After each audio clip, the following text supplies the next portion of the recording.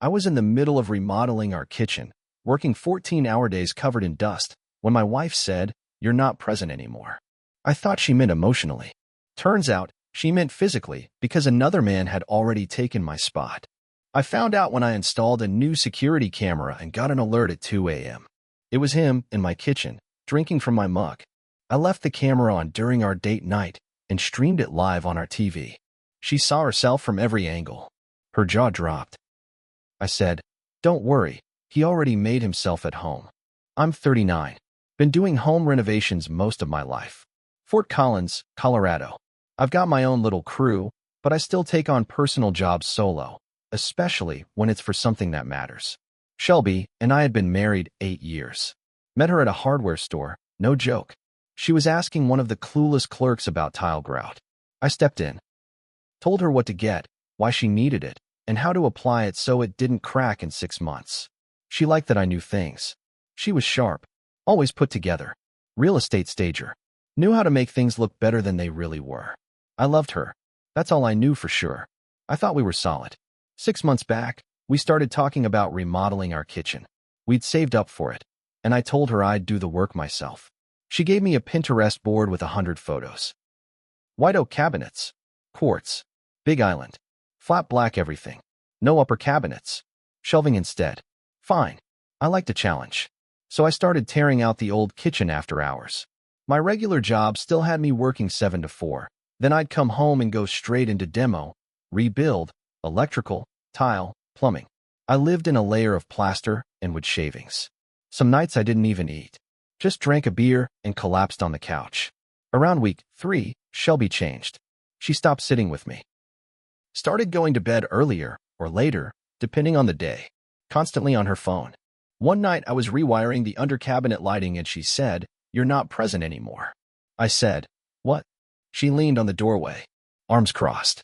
Her expression didn't match her tone. It was flat, like she was just saying lines. "You're here," she said, "but it doesn't feel like you're here." I looked at her. I had drywall dust in my eyelashes. My knees were sore. My fingers were scraped raw. I told her, "I'm building you your dream kitchen. I'm doing this for us." She didn't respond, just turned and walked away. I thought maybe she was just feeling distant. So I booked us a date night in Denver. Rooftop movie. Sushi before that. She was half on her phone the whole time. The night before the date, I installed a few smart cameras in the kitchen and living room. I told her it was because of recent break-ins in the area. That was partly true. But I also wanted to check if workers were touching things they shouldn't when I wasn't around. I put one camera above the fridge pointing across the kitchen, another near the hallway. I didn't tell her they were always recording. At 2:03 a.m., 2 days later, I got an alert on my phone. Movement detected. I was on the couch. Couldn't sleep. Neck sore. I opened the app, and there he was. A man. In my kitchen. Wearing boxers. Drinking from the gray mug I bought last Father's Day. The one Shelby had customized with a photo of our dog. He walked barefoot across the floor I just sealed. Touched the countertops I'd just installed.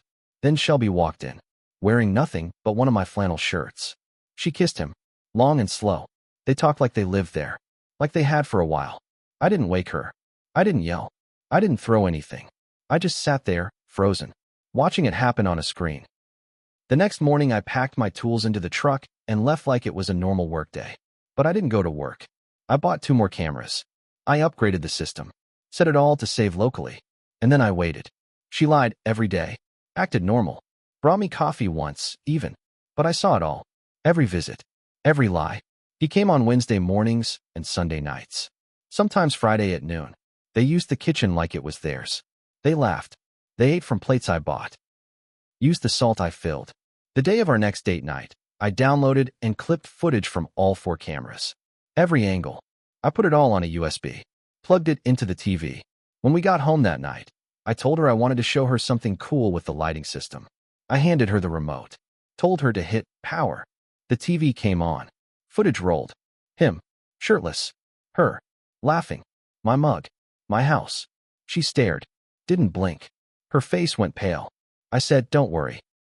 He already made himself at home." Her knees buckled. She sat on the arm of the couch like she was dizzy. She whispered, "How long have you?" I said, "Does it matter?" She cried. Said she messed up. said she'd fix it. I said, you can't fix this. I built this house for someone who didn't even want to stay.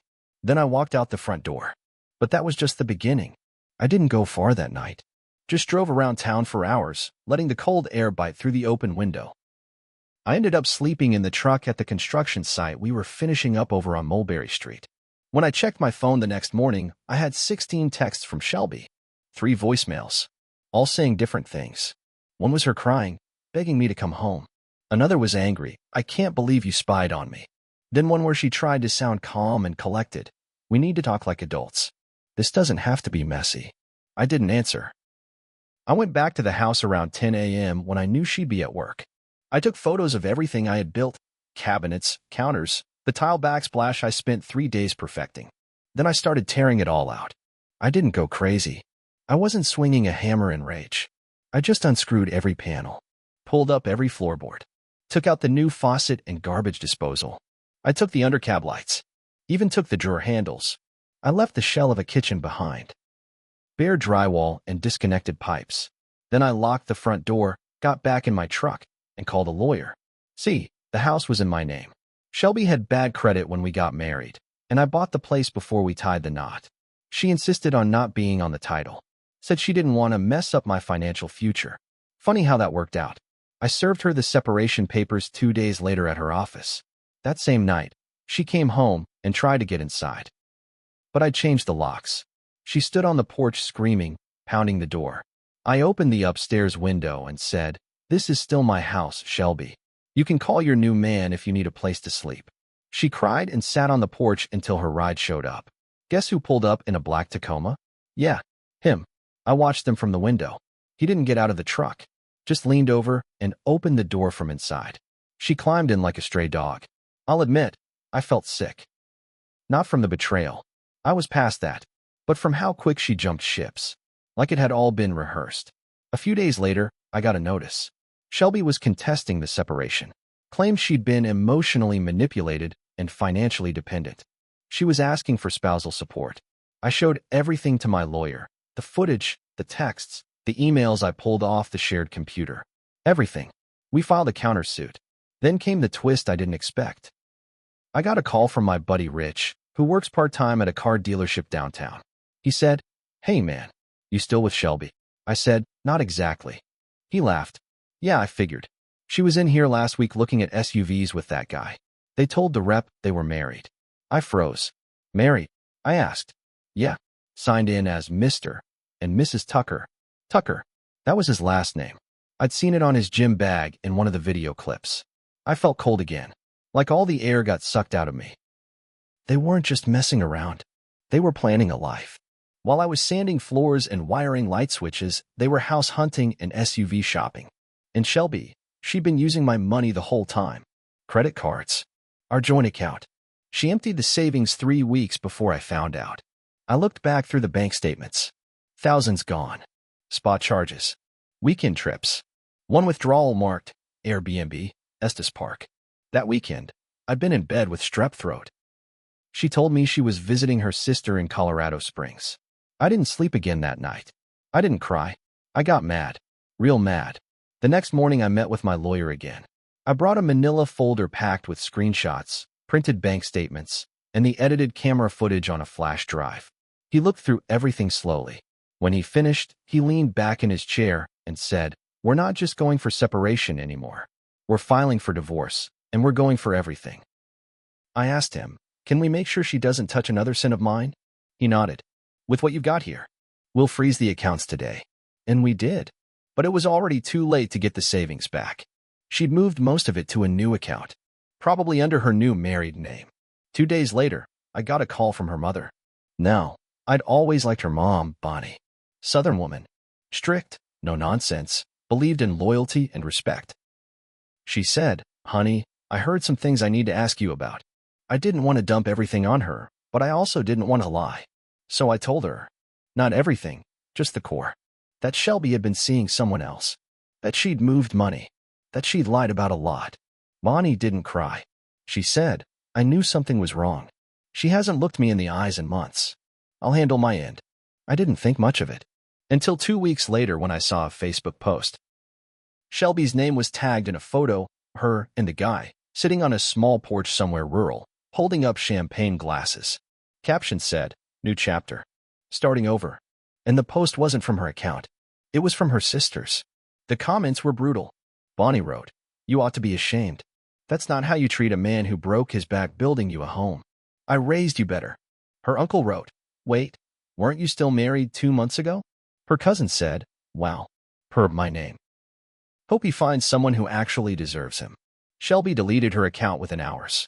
But the damage was done. And it turns out Bonnie wasn't bluffing about handling her end. She told everyone. Her church friends. Her clients. Her garden club. Shelby's real estate jobs dried up almost overnight. Her name was toxic. She called me 3 days later. Blocked number. I let it go to voicemail. She left a long message. Started crying in the first 10 seconds. "Please call me back. I didn't know it would get this bad. My mom won't speak to me. I can't get work. And he." She stopped herself. Then whispered, "He's not who I thought he was." Click. I played that message about 10 times. What did she mean? Not who I thought he was. I started doing a little digging of my own. His name was Joel Tucker. I remembered seeing it on the gym bag. Looked him up. He wasn't some rich finance guy like Shelby told me. He worked part-time at an auto body shop and had a criminal record for fraud, check forging, impersonation, a restraining order from a woman in New Mexico. Shelby had traded stability for charm, and it was falling apart. But here's where it really turned. I got a certified letter in the mail. Shelby was suing me. Said I'd emotionally traumatized her by showing her the camera footage without consent. Said she felt violated and had to seek therapy. Her new lawyer wanted a settlement. They thought I'd cave. They thought I'd pay to make it go away. But I had one card left to play. One last ace. Because in Colorado, adultery doesn't get you alimony. Especially not when the other party can prove financial misconduct. And I could prove everything. But I also knew something else. Joel wasn't legally allowed to be around firearms because of his past. And in one of those kitchen clips I saved, he was holding one. A rifle. He picked it up when he thought he heard a noise outside. Looked like he was ready to use it. It wasn't even mine. I don't own any guns. Shelby had brought it in from Joel's truck. I watched the footage again and again to be sure. Now, that footage, it wasn't just about cheating anymore. It was a felony. I handed everything over to my lawyer. The financial records. The footage. The voice messages. And the clip of Joel holding that rifle.